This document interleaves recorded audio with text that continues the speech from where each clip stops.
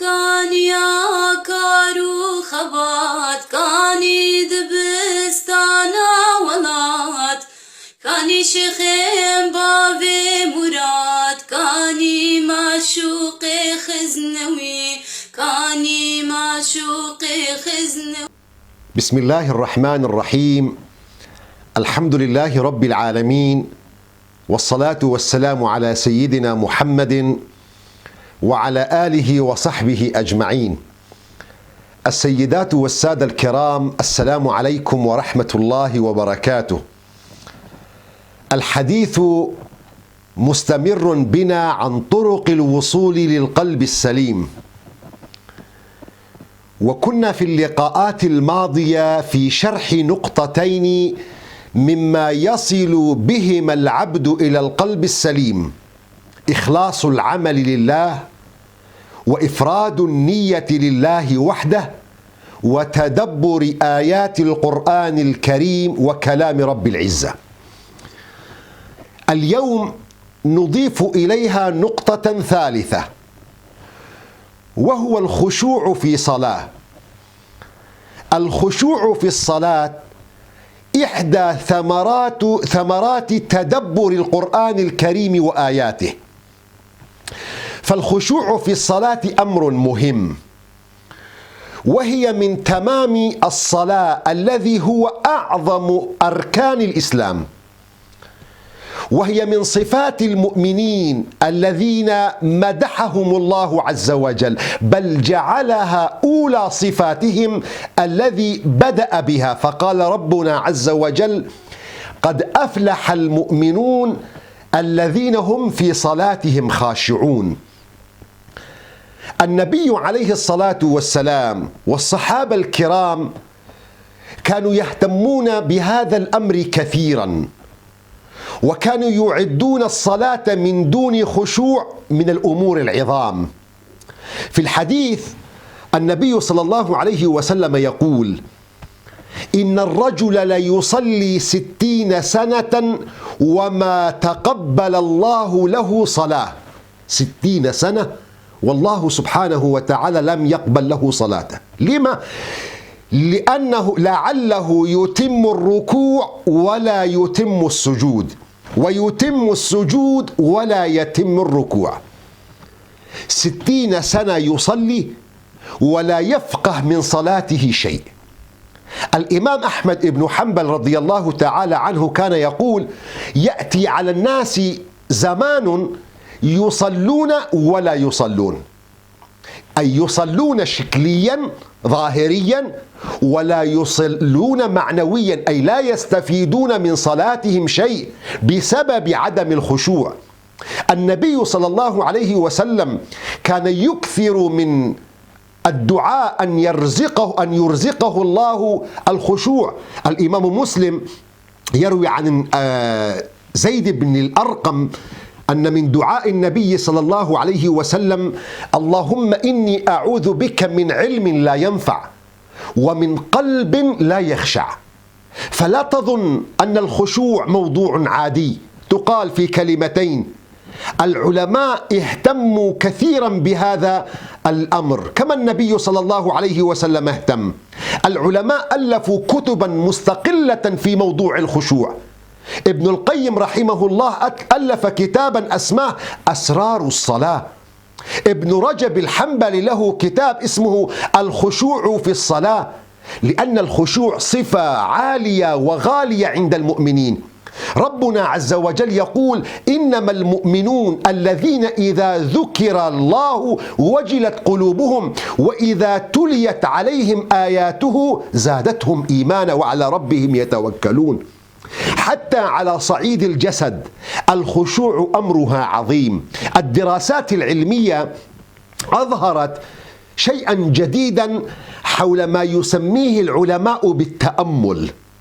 لكن التأمل هو مجرد أن يجلس المرء وينظر ويحدق في جبل، شمعة، شجرة، من دون حركة ومن دون تفكير. ووجدوا أن هذا التأمل ذو فائدة كبيرة في معالجة الكثير من الأمراض، ومن أهمها تقوية الذاكرة وزيادة الإبداع والصبر. القرآن الكريم لم يقتصر على التأمل المجرد، بل قرنه بالتفكر والتدبر وأخذ العبرة والتركيز على الهدف، وسماه الخشوع. لذلك كان الخشوع من أهم العبادات وأصعبها، لأنه يحتاج من المرء تركيزا كبيرا. وهكذا تعلم أن كلمة الخشوع تدل على أقصى درجات التأمل مع التفكير العميق. فالخشوع هو روح الصلاة. صحيح أن جمهور العلماء من الفقهاء على أنه ليس شرطا لصحة الصلاة، بمعنى أنه لا تبطل الصلاة لعدم وجودها فيه، ونعني بهذا أنه لا تطالب في الدنيا بإعادة الصلاة التي فقدت فيها الخشوع، لكن ثوابها ناقص. والإمام سفيان الثوري كان يقول: يكتب للرجل من صلاته ما عقل منها. لكن لا تنسى أن بعضا من أهل العلم من الفقهاء من عده واجبا مشترطا تبطل به الصلاة، إذا تركت الخشوع تبطل صلاتك عند البعض.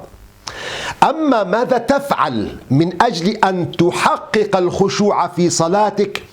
فاعلم أن الخشوع يقوم على أمرين حتى تخشع في صلاتك وحتى تخشعي في صلاتك، هو أنه لا بد أن تفهم رموز وأسرار الصلاة، وهذا لا يمكن إلا بعد أن تفهم أمرين اثنين في غاية الأهمية: أمر معلق قبل البدء بالصلاة، وأمر أثناء الصلاة.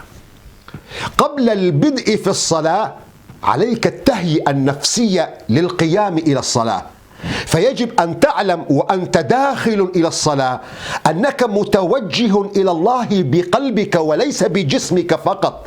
مشكلة الناس كلها أنها تقوم للصلاة بجسمها وتنقر الصلاة كنقر الغراب، بينما قلبها وفكرها معلق بالدنيا وأحوالها، وبالتالي لن يحصل له التهيئة المناسبة حتى يخشع فيه. لن يحصل لك الخشوع ما لم تتهيأ بقلبك للصلاة.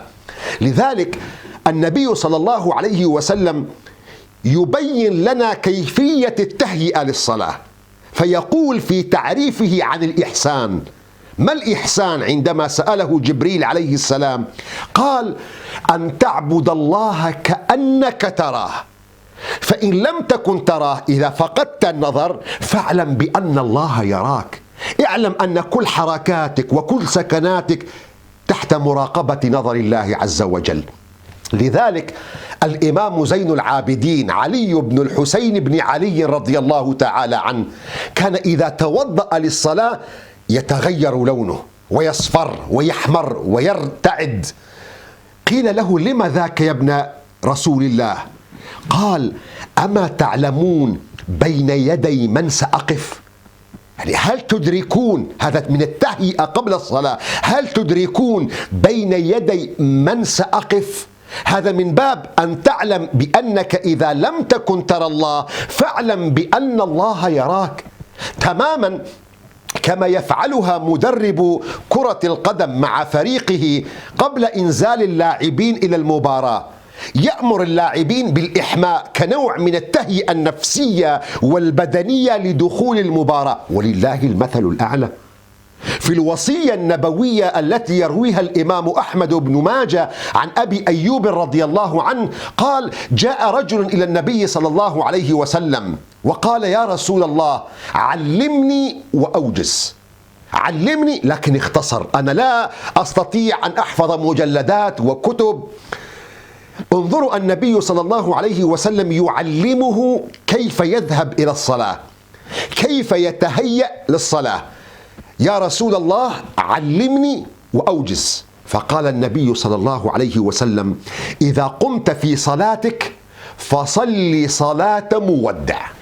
المقصود استشعر أنها آخر صلاة لك تصليها في هذه الدنيا. إذا استشعرتم أن الصلاة التي تصلونها هي آخر صلاة تصلونها في الدنيا، إذا استشعرتم ذلك حملكم هذا الشعور على الإحسان في الصلاة وإتقانها وإتمامها بخشوعها وطمأنينتها، لأنك لن تكون قادرا على صلاة بعدها، وبالتالي هذا يدفعك إلى أن تحسن وتجمل من صلاتك. فأول نقطة حتى تبدأ في موضوع الخشوع أمر قبل الدخول في الصلاة تهيئة نفسك للصلاة. تهيئة نفسك للصلاة بأن تعلم بين يدي من ستقف وتصلي صلاة مودع، آخر صلاة لك في الدنيا. ثم النقطة الفاصلة بين التهيئة للصلاة وأثناء الدخول في الصلاة، كن صادقا. إياك وإياي أن نكذب. عندما ترفع يدك قائلا الله أكبر، يجب أن يكون حقيقة الله أكبر من كل شيء في حياتك. مجرد أنك تفكر في كلمة الله أكبر معناها أنك تصغر الدنيا وتحقرها، والله أكبر من كل شيء. عندما ترفع يديك لتكبيرة الإحرام حذو منكبيك، أي أنك ترمي الدنيا كلها خلف ظهرك، الله أكبر، تقبل على الله عز وجل. ثم تبدأ في قراءة الفاتحة وتتذوقها وتتأملها، وهي السنة من النبي صلى الله عليه وسلم. أم سلمة رضي الله تعالى عنها عندما سئلت عن قراءة النبي صلى الله عليه وسلم في الصلاة فقالت: كان رسول الله صلى الله عليه وسلم يقرأ القرآن بتمهل، يقول الحمد لله رب العالمين، يتوقف ويتأمل فيها، الرحمن الرحيم. اقرأ الفاتحة، الآية من الفاتحة، وتلذذ بمعانيها، واعلم أن الله يرد عليك بكل كلمة تقولها. أن تتأمل وتتلذذ بما تقوله الحمد لله رب العالمين، تتأمل بما يرده الله عز وجل عليك. نعم، الله سبحانه وتعالى في عليائه يرد عليك. الإمام مسلم يروي عن أبي هريرة رضي الله تعالى عنه عن النبي صلى الله عليه وسلم عن الله عز وجل قال: قسمت الصلاة بيني وبين عبدي نصفين، ولعبدي ما سأل، فإذا قال عبدي الحمد لله رب العالمين قال الله تعالى حمدني عبدي، وإذا قال الرحمن الرحيم قال الله تعالى أثنى علي عبدي، وإذا قال مالك يوم الدين قال فوض إلي عبدي، فإذا قال إياك نعبد وإياك نستعين قال هذا بيني وبين عبدي ولعبدي ما سأل. عمر بن عبد العزيز لصلاحه ولعدله لقب بخامس الخلفاء الراشدين معنويا وليس حقيقة لمدة زمنية. كان يتوقف في قراءته في الصلاة بين كل آية وآية. عندما سئل لما تتوقف هذا الوقوف قال أستطعم رد ربي، أتلذذ بما يرده الله عز وجل. لذلك تفعل هذا الأمر ليس فقط في الفاتحة، في الركوع استوعب جيدا وأنت تقول سبحان ربي العظيم وتركز فيها. عندما ترفع رأسك وأنت تقول سمع الله لمن حمده. في السجود ادعي الأدعية بكل ما تريد، خصوصا وأنك في أرقى الأوقات وأقرب اللحظات من الله عز وجل، كما في الحديث أن أقرب ما يكون العبد من ربه وهو ساجد. هكذا سوف تشعر أن صلاتك اختلفت وأصبحت معانيها مختلفة، وسوف تستطعمها وتتذوقها.